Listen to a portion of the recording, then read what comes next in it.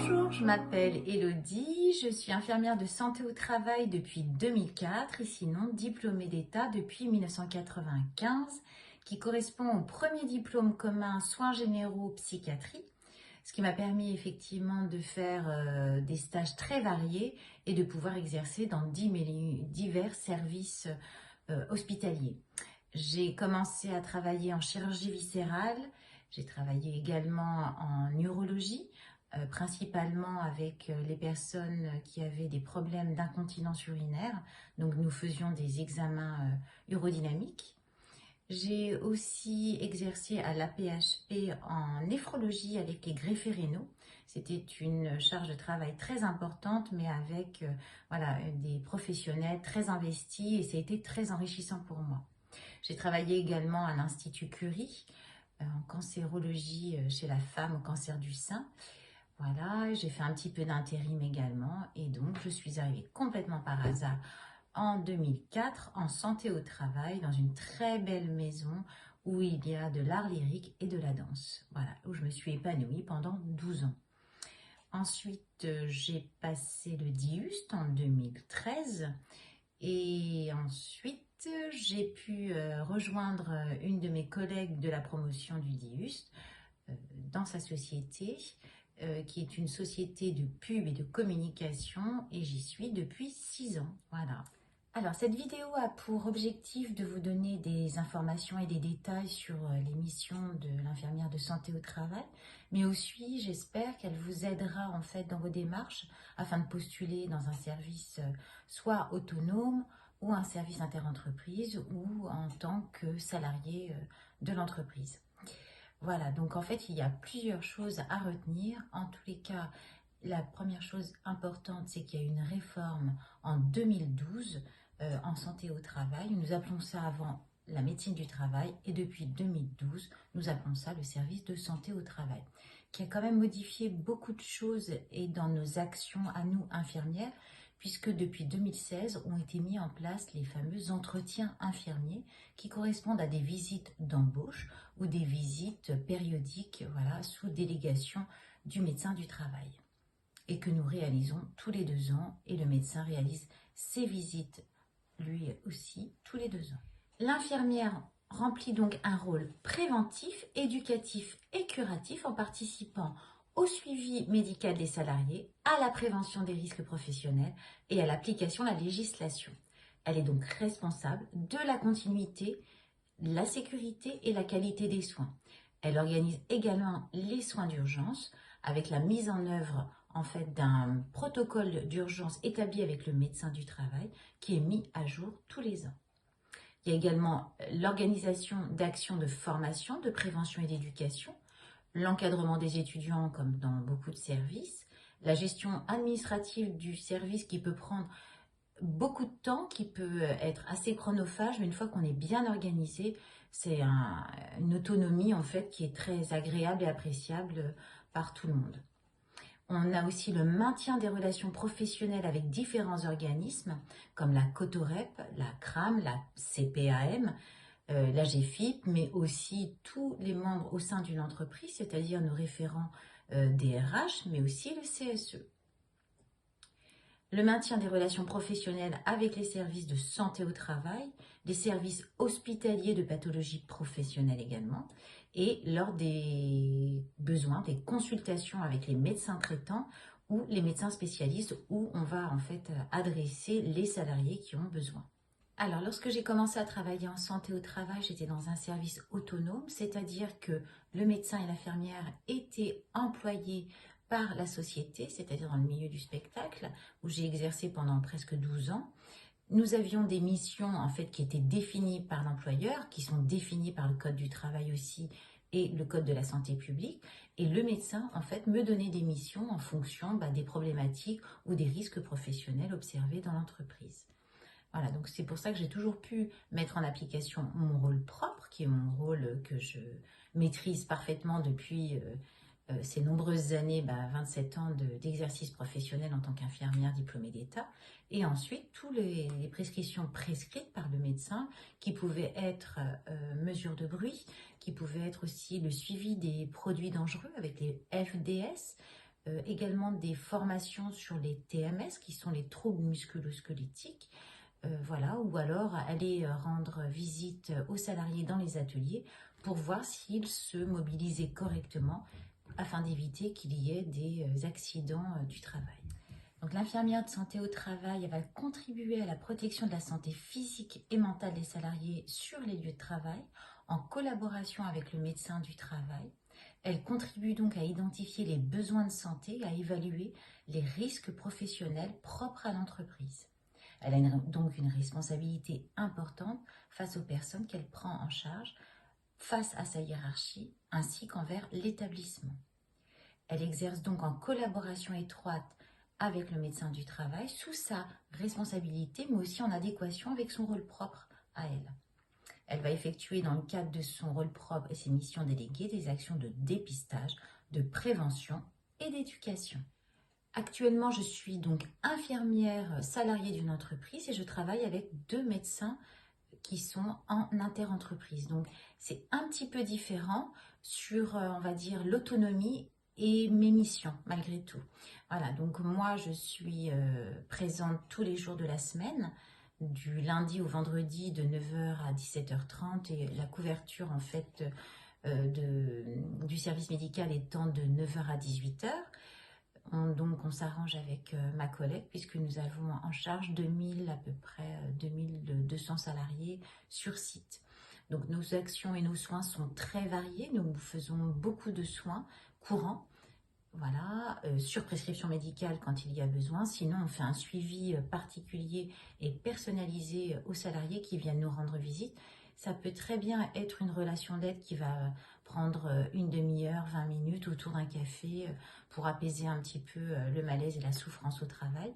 Et ça peut être aussi un suivi avec une prise de tension régulière. Voilà, et on va établir en fait une fiche de suivi tensionnel.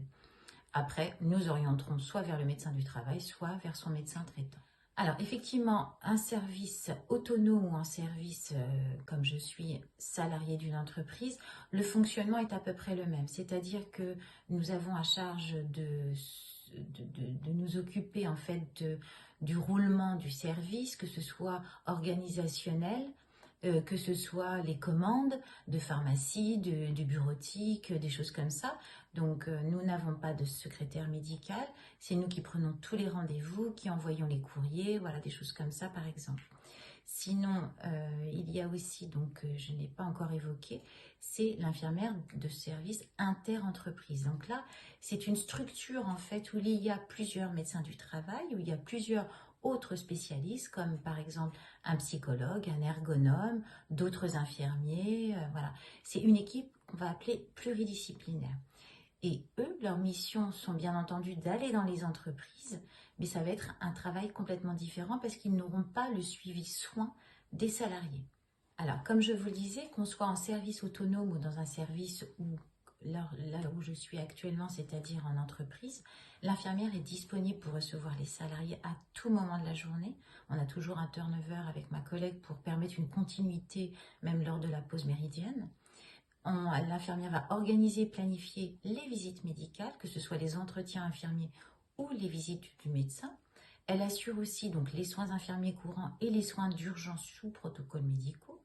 Elle va assurer les examens complémentaires qui sont prescrits très souvent avant la visite médicale, mais également si c'est des examens que l'on doit faire en prévention parce qu'il y a des risques professionnels importants. Voilà, elle va assurer la tenue des dossiers médicaux, même si actuellement nous avons surtout des dossiers sous format digitalisé.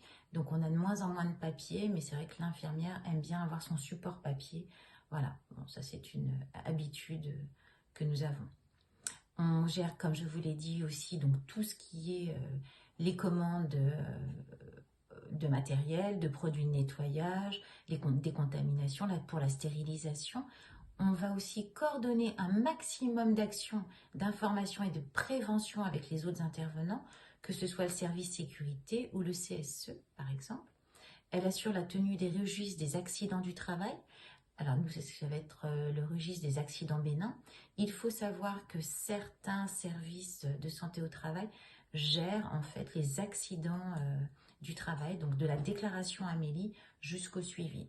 Donc ça, normalement, c'est une démarche RH qui peut être effectivement transmise au service de santé au travail.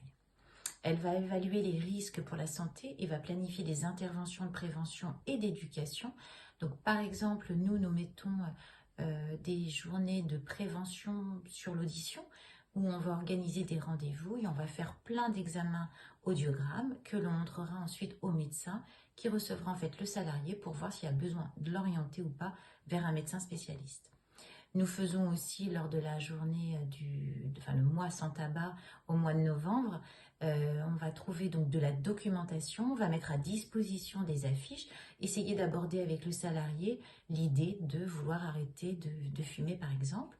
Lors du cancer du sein, le mois rose, au mois d'octobre, on a organisé aussi plusieurs actions. En fait, ce qu'on essaye de faire, c'est de toujours distribuer de la documentation que vous pouvez trouver sur différents sites, qui est gratuite, que ce soit l'INPES, l'INRS, il y en a plusieurs comme ça. Vous commandez vos dépliants et en fait, c'est très intéressant de pouvoir les mettre à disposition au sein du service de santé au travail. Alors, l'infirmière concourt à la prévention des accidents et des pathologies de l'éducation de tous les salariés dans une politique de santé publique. Par exemple, lorsque nous arrivons dans la période de la grippe, nous organisons en fait la vaccination contre la grippe. Donc là, on demande aux personnes de prendre rendez-vous. Nous commandons bien entendu toutes les doses nécessaires et ensuite on organise la vaccination de masse. Elle est responsable aussi de la tenue des dossiers de soins infirmiers et la qualité des transmissions, que ce soit à ma collègue infirmière ou aux remplaçantes qui viennent de temps en temps quand on a besoin de s'arrêter. Alors ensuite, il y a toutes les activités relationnelles qui sont extrêmement importantes en santé au travail avec la direction de l'entreprise et du fait de la subordination hiérarchique de l'infirmier qui est rattaché aux ressources humaines. Donc on a en fait un lien qui est assuré avec le médecin du travail, bien entendu, pour tout ce qui est du recours de la santé physique et mentale du salarié en respectant le secret professionnel, mais nous avons aussi un droit d'alerte quand, par exemple, un salarié va vraiment très mal, quand il y a un problème de management ou comment on va dire, d'épuisement professionnel, quand on sent qu'il y a une surcharge de travail, nous pouvons alerter les DRH avec qui nous sommes en lien assez régulièrement pour voir si elles pouvaient intervenir assez rapidement afin que le salarié ne soit pas en grande souffrance. Alors, comme je l'ai dit, l'infirmière avec le salarié présente sur les lieux de travail, elle va donc informer, elle observe, elle organise des campagnes de prévention, comme on a dit la campagne antigrippale par exemple, mais aussi des actions de prévention individuelles au sein du service médical. Donc par exemple, je vais profiter en fait de l'entretien infirmier pour rappeler aux salariés comment bien se positionner devant son écran afin d'éviter tout ce qui est TMS au niveau du poignet, du coude et de l'épaule. Ça peut être aussi un dépistage un peu plus large et collectif comme nous en avons parlé tout à l'heure, c'est-à-dire la vaccination antigrippale, mais c'est aussi parler de toutes les addictions, que ce soit l'alcool, le tabac, les drogues. Et nous faisons aussi intervenir une fois par an un dermatologue qui vient faire du dépistage du mélanome. Voilà, donc ça permet en fait aux salariés qui n'ont pas le temps et puis qui n'avaient pas véritablement l'idée d'être vus par un dermatologue sur leur lieu de travail. Ou alors ça permet aussi un ensemble de postes de travail, c'est-à-dire qu'on va aller au poste de travail, que ce soit dans l'atelier ou au niveau de l'open space, pour voir si les salariés sont bien installés, s'il y a besoin de faire des réajustements. Alors, nous participons également à diverses autres actions. Il y a donc des réunions assez régulières sur les CSE qui ont remplacé les CHSCT. Mais il y a aussi, on peut être amené à travailler avec l'employeur sur le document unique des risques professionnels, le DUER. Nous avons également des missions et que nous appelons des actions en milieu de terrain, AMT.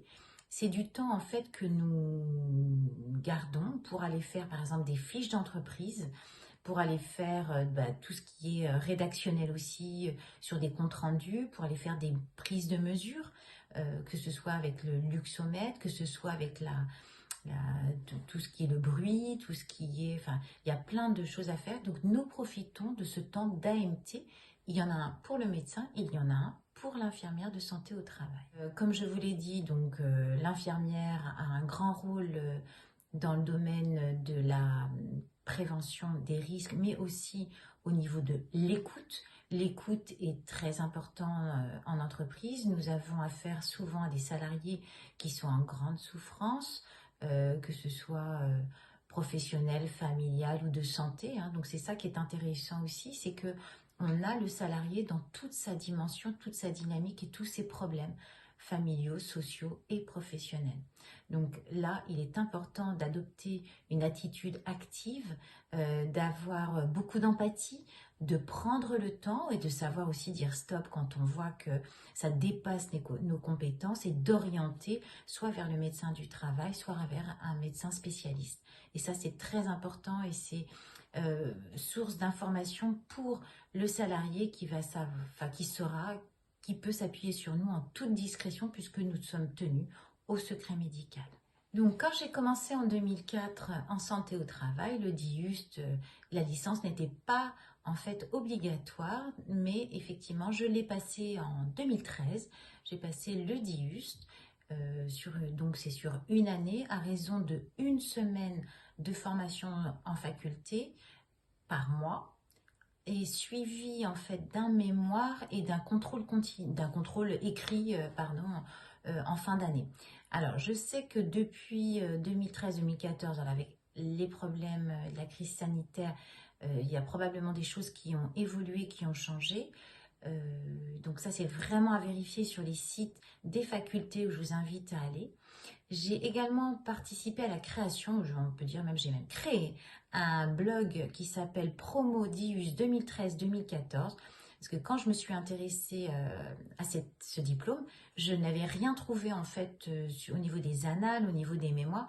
Et j'ai eu envie de permettre à d'autres générations d'infirmières d'y trouver une source d'information qui pourrait vous aider dans vos démarches.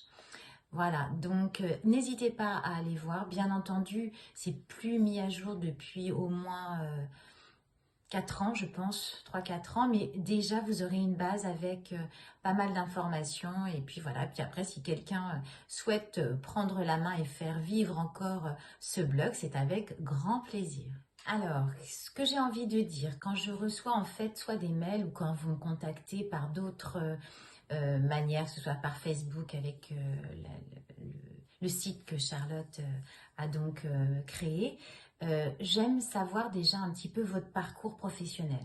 Je vous avoue qu'une infirmière qui a très peu d'expérience, que ce soit en chirurgie ou en médecine ou dans des services d'urgence ou de réanimation, ça risque de poser problème vraiment en santé au travail. Moi, j'aime bien le parcours de la personne en fait qui aura fait de la chirurgie, qui saura prendre en charge une urgence. Parce qu'en fait, c'est ça qu'on va vous demander. Vous n'êtes pas toujours avec un médecin du travail, donc on va vous demander une certaine autonomie par rapport à la prise en charge de cette urgence. Ne pas paniquer, savoir quoi faire. Oui, on a les protocoles, mais c'est pas suffisant. Savoir qui appeler, savoir qu'est-ce que je mets en place en attendant les secours, etc. Donc ça, vraiment, c'est ce que je dis aux personnes que je suis, c'est allez vous former, essayez d'avoir un maximum de compétences dans tout ce qui va être prise en charge de la douleur abdominale, savoir répondre aux questions ORL, savoir répondre aux problèmes de céphalée, de règles douloureuses, de coliques néphrétiques, voilà, toutes ces problématiques-là parce que le salarié vient nous voir en santé au travail. Certes, nous ne sommes pas des médecins ni des spécialistes, mais on peut être en mesure de les orienter au mieux pour qu'ils ne perdent pas de temps et puis surtout pour qu'ils soient pris en charge le plus rapidement possible. Voilà, donc j'aime bien que l'infirmière que j'accompagne ait ce profil un petit peu diversifié et où je sais qu'elle va être à l'aise avec le salarié qu'elle aura en face d'elle, hein. Voilà, ensuite, qu'est-ce que j'aime bien dire? Je voilà, refaites bien votre CV. Votre CV est très important. Il faut savoir qu'en santé au travail, la plupart du temps, c'est une DRH qui va regarder votre CV et non un professionnel de santé comme ça peut se faire en milieu hospitalier ou dans le privé. Donc, soignez vraiment votre CV en mettant toutes les formations que vous avez faites, que ce soit sur le bien-être, que ce soit sur les urgences, que ce soit si vous avez votre PSC1 ou je ne sais pas comment vous l'appelez, voilà, moi par exemple je suis formateur, sauveteur secouriste du travail, je le mets et ça c'est très important parce que c'est ça dont ils ont besoin en entreprise, c'est savoir si vous allez être autonome et que vous allez pouvoir réagir rapidement devant une urgence qui peut être vitale. Voilà, le CV est très important. La lettre de motivation. La lettre de motivation, c'est pareil, elle va accompagner votre CV. Il faut vraiment la soigner. Il faut bien comprendre qu'en santé au travail, on ne fait pas que de la prévention basique, hein, on ne fait pas de l'éducation. Non, on fait de la prévention de la santé mentale et physique, c'est-à-dire auprès du salarié. On est là, on l'accompagne, on alerte le médecin quand on voit qu'il y a vraiment un gros souci.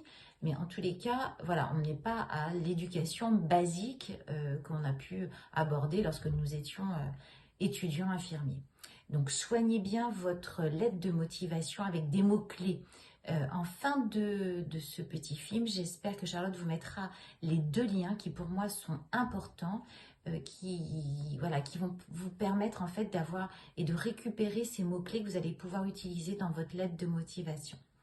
Un autre point que je trouve important, il y a beaucoup de recruteurs qui regardent les profils sur LinkedIn. Je vous invite vraiment à créer votre profil LinkedIn. Si vous voulez, à venir me chercher, donc c'est Élodie Chabot-Sobel, pour que je vous accepte. Et là, soyez proactif. Mettez des sources d'informations. Si vous êtes en recherche d'un emploi en santé au travail, n'hésitez pas à mettre votre CV à jour en première page. Voilà. Démarquez-vous. Faites en sorte qu'on ait envie de travailler avec vous et de venir vous chercher. Alors, très souvent, on me demande quelle est la rémunération. Il faut savoir qu'en santé au travail, on est très bien rémunéré par rapport à ce que nous avons connu dans les structures hospitalières. Certes, on ne travaille pas les week-ends. C'est là où la plupart du temps, effectivement, nous avons des primes quand on travaille le week-end ou de nuit.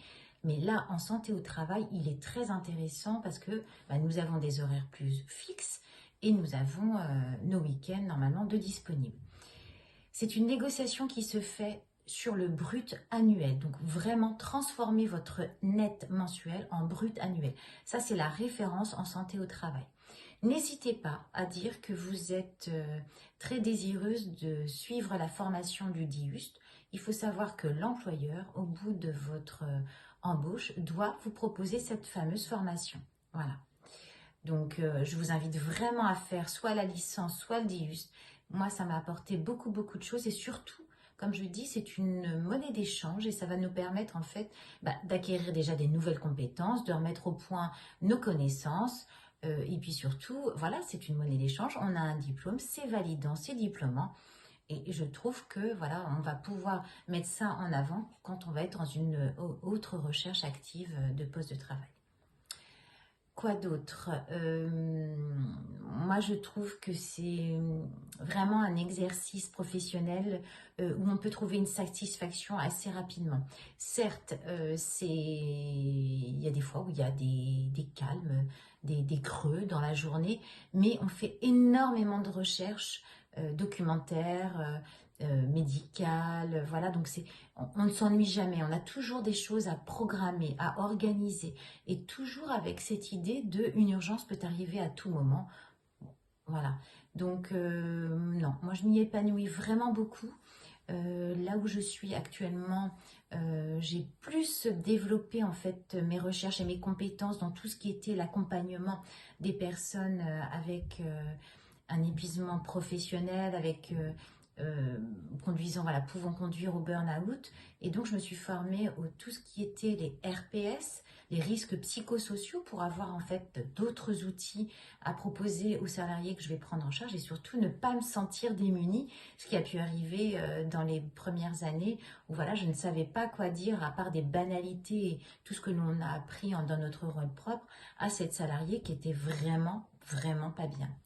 Ça m'a d'ailleurs permis et donné envie de poursuivre donc un petit peu dans cette voie, puisque j'ai passé une formation CNAM en psychodynamique du travail, voilà, sur la base de la formation qui est proposée par le professeur Desjours, qui est psychiatre, et c'est extrêmement intéressant. Ça va être sur tout ce qui est la dynamique euh, au sein du service, toute l'organisation managériale. Et vous allez voir, si voilà, vous êtes amené à travailler en santé au travail, ça c'est des choses que l'on observe. Voilà, le manager est là, il peut être bienveillant ou non. À nous de capter les signaux aussi que le salarié va nous donner et va nous dire pour pouvoir alerter à notre tour sa hiérarchie, la DRH, le médecin du travail, et mettre en place des actions qui peuvent être, voilà, il y a un problème de RPS, de risques psychosociaux au sein de votre service. Qu'est-ce qu'on va mettre en place pour essayer de trouver un dialogue, pour essayer en fait de dénouer cette problématique afin qu'il n'y ait plus du tout de souffrance à un travail, mais plutôt un plaisir d'aller sur son lieu de travail.